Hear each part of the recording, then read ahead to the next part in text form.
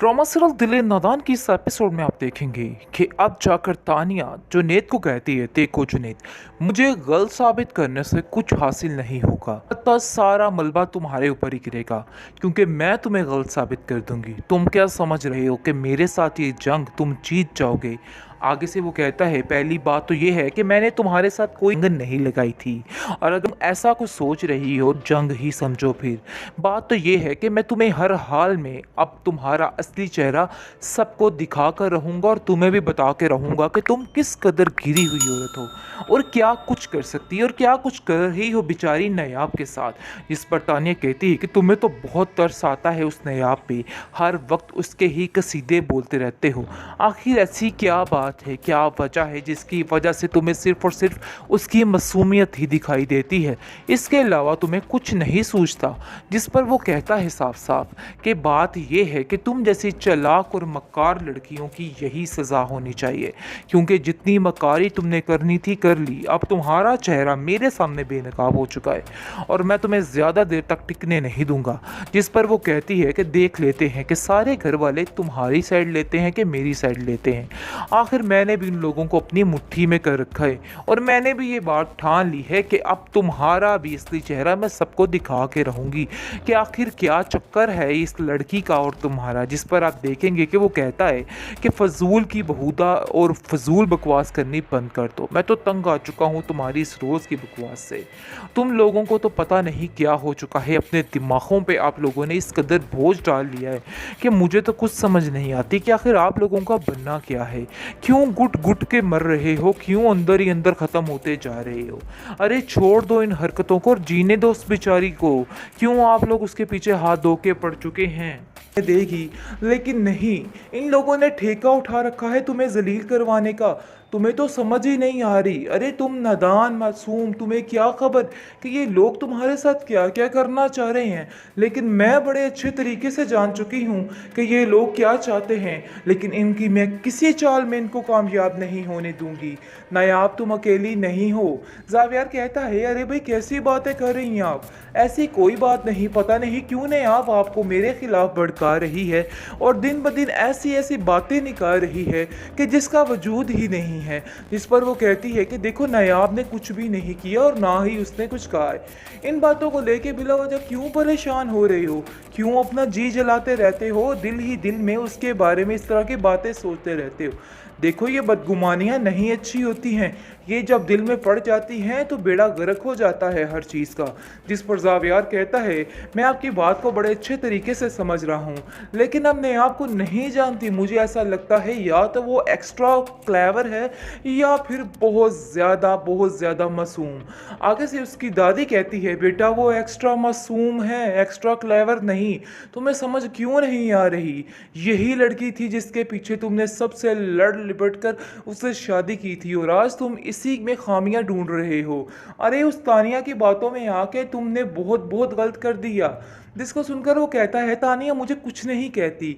पता नहीं क्यों आपके दिमाग में ये बात बैठ चुकी है कि तानिया ने सब कुछ किया है, लेकिन ऐसा वैसा कुछ भी नहीं है। तानिया ने कभी मुझसे कुछ नहीं कहा। वो तो हमेशा बेचारी यही कहती रहती है कि इस मासूम को इतना ना डांटा करो, इस मासूम के साथ बना के रखो। उसने तो कभी ऐसा वैसा कुछ नहीं कहा, लेकिन ये सारी बातें तो आपसे कहने पर हमें मिल रही हैं। इस पर दादी कहती है, मेरी तो दुआ है कि तुम्हारी अक्ल ठिकाने रहे और तुम ठीक रहो। वैसे जावियार जो नज़र आता था वो है नहीं। बेहतरीन ड्रामा सीरियल दिल नादान की इस एपिसोड में आप देखेंगे कि आप किस तरीके से शक किया जा रहा है नया पर और ऐसा ऐसा शक डाला जा रहा है जावियार के दिल में कि अब जावियार भी हैरान हो रहा है, क्योंकि अभी तो वो इस बातों को नोट नहीं कर रहा और कह रहा है कि हाँ वाकई में जुनैद की और नायाब की आदतें बहुत मिलती हैं, जिसकी वजह से दोनों के दरमियान काफ़ी अंडरस्टैंडिंग है। डेट्स इट, इसके अलावा कुछ भी नहीं। लेकिन तानिया ऐसा कोई अपना जादू भी खेलने वाली है और ऐसी ऐसी बातें उसके दिमाग में डालने वाली है कि वो खुद हैरान हो जाएगा और उस बेचारी का घर बर्बाद करके रहेगी ये। लेकिन ये सोच नहीं रही कि ये सिर्फ और सिर्फ जुनैद को इस्तेमाल कर रही है, इसके अलावा और कुछ भी नहीं है। खैर अब देखेंगे कि नायाब कहती है कि आजकल आप बहुत ज़्यादा शक करने पर मजबूर हो रहे हैं मेरे पर। आखिर ऐसी क्या वजह है, क्या कर दिया है मैंने? मुझे तो समझ ही नहीं आ रहा कि मैं अच्छा अच्छी बनूं फिर भी बुरी, बुरी बनूं फिर भी बुरी। तो आखिर मसला क्या है आप लोगों के साथ? आपके घर वाले मुझे क्यों एक्सेप्ट नहीं कर रहे? लेकिन दादी को जब ये बातें पता चलती हैं कि उस पर इल्ज़ाम लगाया जा रहा है, तरह तरह की बातें की जा रही है, तो वह जावियार को साफ साफ कह देती है कि देखो जावियार, मैं हर चीज़ को बर्दाश्त करूंगी, लेकिन मेरी बेटी नायाब पर अगर तुम लोगों ने इल्ज़ामात लगाए, इस चीज़ की माफ़ी मैं आप लोगों को नहीं दूंगी। बस ये बात तो तय है और ये बात तो अटल है, अपने दिमागों को दुरुस्त कर लो, क्योंकि अब मैं आप लोगों को नहीं छोड़ने वाली।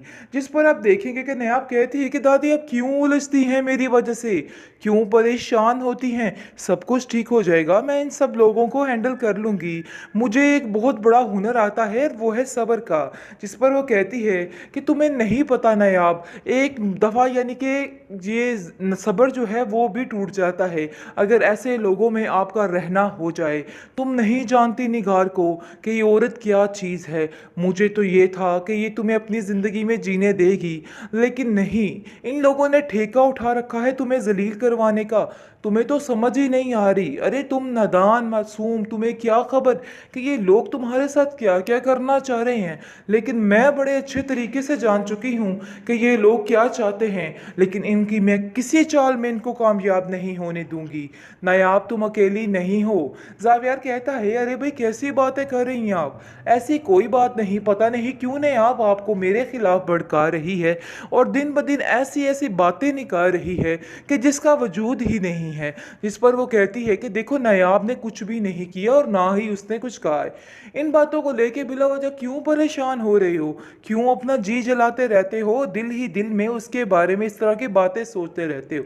देखो ये बदगुमानियां नहीं अच्छी होती हैं, ये जब दिल में पड़ जाती हैं तो बेड़ा गर्क हो जाता है हर चीज़ का। जिस पर जावियार कहता है मैं आपकी बात को बड़े अच्छे तरीके से समझ रहा हूँ, लेकिन अब मैं आपको नहीं जानती। मुझे ऐसा लगता है या तो वो एक्स्ट्रा क्लेवर है या फिर बहुत ज़्यादा मासूम। आगे से उसकी दादी कहती है बेटा वो एक्स्ट्रा मासूम है, एक्स्ट्रा क्लेवर नहीं। तुम्हें समझ क्यों नहीं आ रही?